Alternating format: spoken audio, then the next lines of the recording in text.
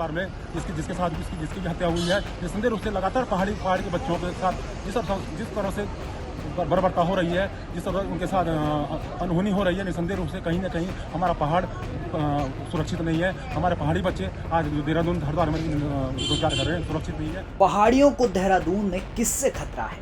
विपिन रावत हत्याकांड और अंकिता हत्याकांड के बाद से लगातार ये बात उठ रही है।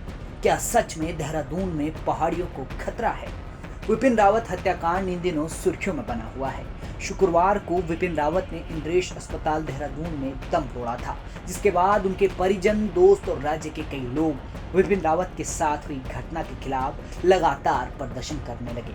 लोग मांग कर रहे हैं कि विपिन के हत्यारों को फांसी होनी चाहिए, जिस सिलसिले में लोग लगातार आक्रोश में हैं। विपिन रावत चमोली के जोशीमठ के रहने वाले थे, जो कि देहरादून में नौकरी करते थे। एक मामूली विवाद में विनीत अरोड़ा ने विपिन के सिर पर बेसबॉल बैट दे मारा, जिसकी वजह से विपिन 10 दिनों तक अस्पताल में जिंदगी की जंग लड़ रहे थे और शुक्रवार को विपिन ने दम तोड़ दिया। विपिन के परिजनों और दोस्तों का आरोप है कि जब विपिन पर हमला किया गया तब पुलिस ने कोई कार्रवाई नहीं की और हल्की धाराओं के तहत मामले की सुलह करानी चाहिए, लेकिन जैसे ही विपिन की मौत हुई तो पुलिस एक्शन में आ गई, जिसके बाद आरोपी विनीत अरोड़ा और उनकी पत्नी को गिरफ्तार कर लिया गया। अब विपिन हत्याकांड के हत्यारों के लिए फांसी की लगातार मांग राज्य की जनता कर रही है। उसी सिलसिले में जोशीमठ क्षेत्र में कांग्रेसी कार्यकर्ताओं ने मुख्य चौराहे पर प्रदेश सरकार पर कई आरोप लगाए और प्रदर्शन किया। कांग्रेस कार्यकर्ताओं ने प्रदेश में बिगड़ती कानून व्यवस्था का ठीकरा धामी सरकार पर फोड़ा। जोशीमठ के नगर पालिका अध्यक्ष ने अंकिता हत्याकांड और विपिन हत्याकांड के दोषियों के लिए फांसी की मांग की। कांग्रेसी कार्यकर्ताओं ने राज्य सरकार का पुतला भी दहन किया। जिस तरह से पूरे प्रदेश में कानून व्यवस्था बिल्कुल लचर स्थिति में पहुंच चुकी है, इस प्रकार लगातार हत्याएं, बलात्कार की घटनाएं लगातार बढ़ रही हैं।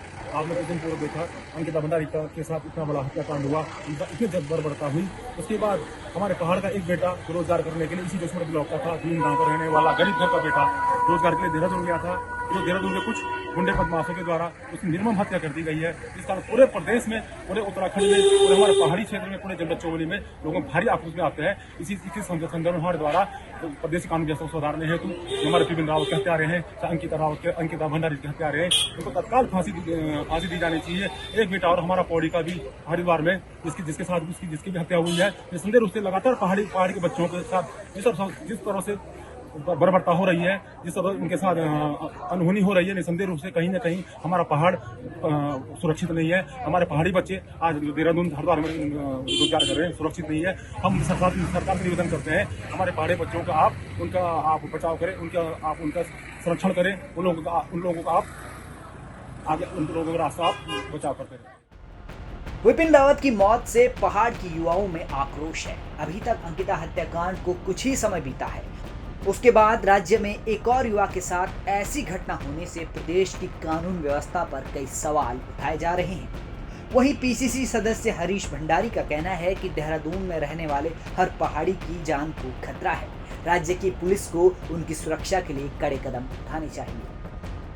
जलाने का सबसे बड़ा कारण हमारे जोशीमठ के युवा होना लड़का विपिन रावत जी का देहरादून में कुछ असामाजिक तत्वों के द्वारा हत्या कर दी गई, जिससे भाजपा की गहरी अंधी सरकार और पुलिस के नकारापन के कारण उसके हत्यारे आज तक बाहर घूम गए और चारों हत्यारों आज तक गिरफ्तार नहीं किए गए। हमारे स्पष्ट मांग है जितने भी पहाड़ी देहरादून रहते उनकी सुरक्षा के, यहाँ के युवाओं की सुरक्षा दी जाए और पहाड़ी मुख्यमंत्री ने शीघ्र ही पहाड़ियों की सुरक्षा की व्यवस्था नहीं किया तो पहाड़ के लोग देहरादून के सीएम का घेराव करेंगे और शीघ्र कार्यक्रम शुरू करने वाले हैं और पहाड़ के लोगों की सुरक्षा के लिए हम ये लड़ाई लड़ेंगे। लगातार अब लोग सड़कों पर हैं। वजह इन हत्याकांडों के दोषियों को कड़ी सजा दिलाने की है। चमोली में कांग्रेसी कार्यकर्ताओं ने सरकार का पुतला फूंककर मामले में जल्दी कड़ी कार्रवाई करने की मांग की है। वहीं कानून व्यवस्था एक बार फिर सवालों के घेरे में खड़ी हो गई है।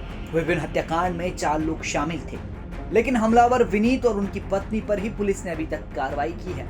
अन्य 2 लोगों की हत्या में भूमिका की जांच चल रही है। चमोली से कमल नैन के साथ ब्यूरो रिपोर्ट उत्तराखंड तक।